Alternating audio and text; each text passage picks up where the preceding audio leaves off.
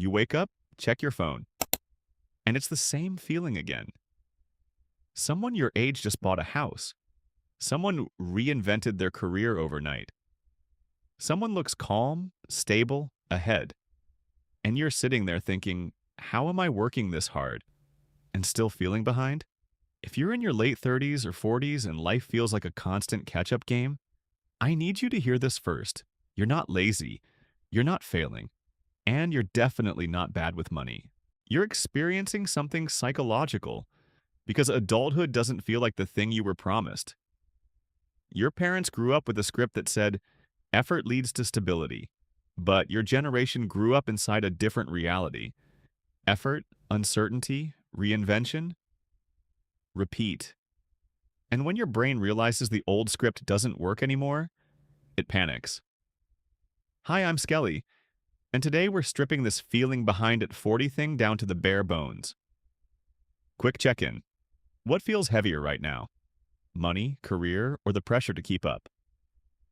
Drop one word in the comments, because what you're feeling isn't one problem. It's four forces stacking on top of each other. Mechanism 1. The broken script, the social clock. Your brain didn't just learn skills growing up, it learned a timeline. By this age, you should have this. By that age, you should be there. Psychologists call it a social clock, an internal expectation of when life milestones are supposed to happen. And when your life doesn't match that clock, your brain interprets it as a threat, not a budgeting threat, a self-worth threat. Here's the test. If you catch yourself thinking, I should be further by now, that's not logic. That's your social clock ringing like an alarm. And the problem is, your parents' clock was built for a different economy. So you inherited the pressure of the script, without inheriting the conditions that made it possible. That's why this doesn't just feel stressful, it feels humiliating. Like you're failing a test you studied for, and then someone changed the answers mid-exam. Mechanism 2. Relative deprivation. Why it feels unfair. Even if you're fine on paper, your brain doesn't measure life objectively. It measures life comparatively. Not compared to strangers. Compared to what you grew up seeing. And in the US, the Pew Research Center found that millennial households had a median net worth of about $12,500 in 2016, compared to about $20,700 for baby boomer households at the same age. Psychology has a name for this: relative deprivation. It's the feeling of loss that comes from expectation. You don't just want stability, you want the stability you were told was normal. So your brain keeps asking, why did it look easier for them? And when effort stops reliably producing stability, a new emotion appears. Not sadness, not even fear. Injustice. And injustice has a special kind of weight, because it makes you feel like no amount of effort is enough. If you've ever thought, I'm doing everything right and still losing, that's relative deprivation turning into burnout. Mechanism 3. Scarcity load. Your brain on emergency mode. Now we get to the part that explains why motivation dies. When your brain perceives scarcity, scarcity of money, time, safety, it pays a tax. A cognitive tax. Researchers describe it as reduced mental bandwidth. Your brain becomes short-term, survival-focused. That's why planning your future can feel exhausting. You're not unmotivated, you're overloaded. Here's the test. If your brain can organize 1,000 things for other people, but melts down when you try to organize your own life, that's not character, that's scarcity load. And the longer you live in uncertainty, the more your nervous system starts acting like you're always one emergency away from collapse. So you become cautious. And cautious looks like, I can't make decisions, I can't commit, I'm stuck. But the truth is, your brain is trying to protect you from making the wrong move in a world that keeps changing. Mechanism 4. The comparison machine. Modern life weaponized. Now let's talk about the amplifier. Social media. Because your parents compared themselves to neighbors, you compare yourself to an algorithm. A feed designed to show you wins, upgrades, milestones, glow-ups, and success stories. All day long. Psychology calls it upward social comparison.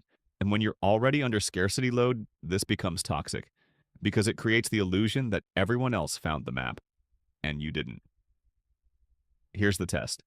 If you feel worse after just scrolling for a minute, that's not because you're weak. It's because your brain is absorbing highlight reels as evidence that you're behind. Now, here's the part most people miss. The dark versus healthy split. Some people in their 40s feel behind because they're redefining life, and some feel behind because they're silently collapsing. Two people can have the same job, the same income, the same responsibilities, but one feels grounded and the other feels like they're drowning. So ask yourself, do you feel behind because you want a different life? Or because you're trying to survive a life you didn't choose? That difference matters, because one is growth, the other is slow burnout. Now the twist. Maybe you're not behind. Maybe the script died. Maybe you're not behind. Maybe you're the first generation forced to build adulthood without guarantees. Your parents had a map. You inherited a world where the map updates every year, so the goal can't be follow the script. The goal becomes build stability inside a world that doesn't promise it. And that brings us to the bare bones reset. Skelly's reset. Name it. Interrupt it. Replace it. This won't fix the economy, but it will give your brain control back. Step 1. Name it. Say this out loud. This feeling isn't proof I failed. It's proof the script changed. That sentence kills shame at the root. Step 2. Interrupt it. Change the scoreboard. Pick one metric that matters more than the old script. Not homeowner by 40. Try something real like months of runway, stress baseline, skills that increase options, how much freedom you have per week. Because when you change the scoreboard, you stop losing a game you didn't choose. Step 3. Replace it. One stabilizing move this week, not 10 changes. 1. One move that tells your nervous system, we're safer than we feel. Cancel one recurring expense you don't even enjoy. Automate one small transfer, even symbolic. Clean up one bill, one account, one leak. Have one honest conversation about money or burnout. Build one ritual that calms your system. Same time, same place, repeat. Small moves aren't small to your brain. They're proof of control. And control is the antidote to helplessness. So if you're in your 40s feeling behind, you're not broken. You're living through a historic shift in what adulthood means. And your anxiety is not evidence that you failed. It's evidence that you're awake. Now tell me, what hit you the hardest? The broken script? The unfairness? The stress load? Or the comparison? I'm Skelly. Subscribe for more bare bones truths, and in the next video we'll break down something even more personal.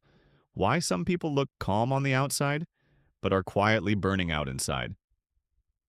Follow the skeleton.